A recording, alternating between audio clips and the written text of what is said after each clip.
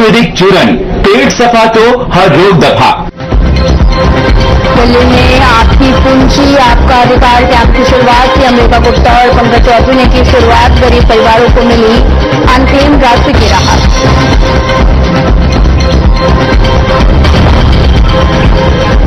हरिवंश राय बच्चन की जयंती की अमृता गुप्ता ने किया नमन। कहा उनकी कविताएं जगाती हैं युवाओं में आत्मविश्वास।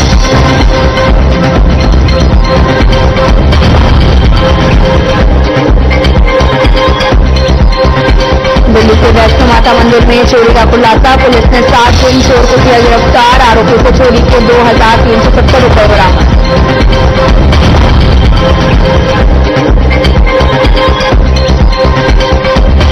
पंजाबी बाग में चोरों का आतंक। बंद घर को चोरों ने बनाया निशाना। सोने और चांदी के आभूषण लेकर हुए फरार।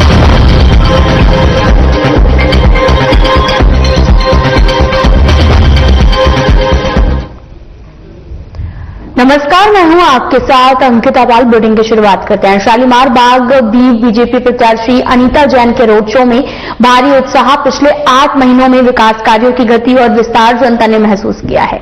30 तारीख को कमल का बटन दबाकर अनीता जैन को विजयी बनाया।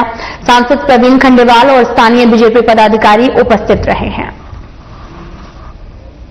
तो तस्वीरें आपको दिखा रहे हैं जो कि दिल्ली से हैं, जहां पर कमल का बटन दबाए जनता ने महसूस किया विकास कार्य और अनीता जैन को बनाए विजयी।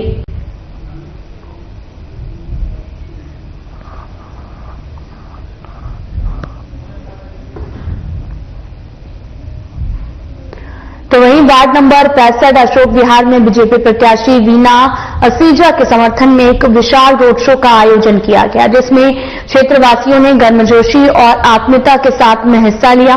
बीजेपी की नीतियों और विकास दृष्टि पर भरोसा जताते हुए बीजेपी नेताओं ने इस विश्वास को प्रेरणा और संकल्प बताया। वहीं रोड शो में सांसद प्रवीण खंडेवाल और विधायक पूनम शर्मा सहित बीजेपी के वरिष्ठ कार्यकर्ता और पदाधिकारी मौजूद रहे।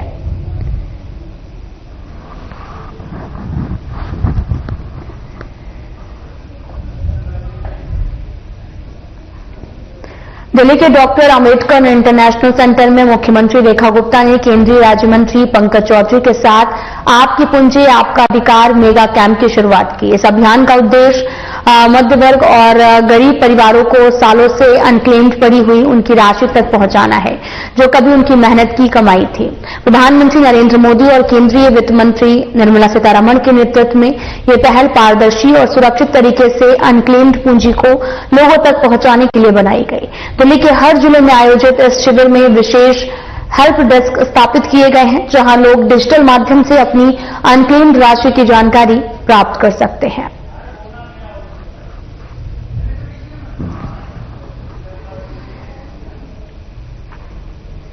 दिल्ली की मुख्यमंत्री रेखा गुप्ता ने एक्स पर एक पोस्ट पर हिंदी साहित्य के महान कवि और पद्म भूषण सम्मानित हरिवंश राय बच्चन की जयंती पर उन्हें कोटि कोटि नमन किया है।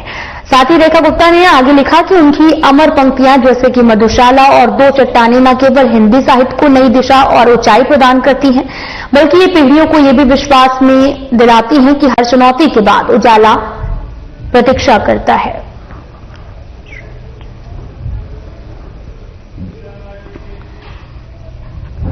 दिल्ली के पश्चिमपुरी वैष्णो माता मंदिर की दान पेटी से चोरी करने वाले चोर को गिरफ्तार किया गया है। आरोपी के नाम पहले से 13 चोरी नकबजनी मामले दर्ज हैं। पुलिस ने उसके पास से 2,370 रुपए नगद और वारदात के समय पहने कपड़े बरामद किए। दीपक ने चोरी की वजह स्मोकिंग की लत को बताया है।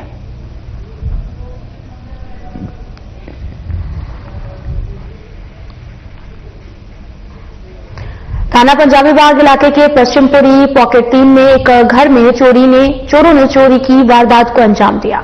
चोरों ने बंद घर को निशाना बनाया और घर में रखे गोल्ड और चांदी को लेकर फरार हो गए। पुलिस ने मामला दर्ज कर आगे की जांच शुरू कर दी है।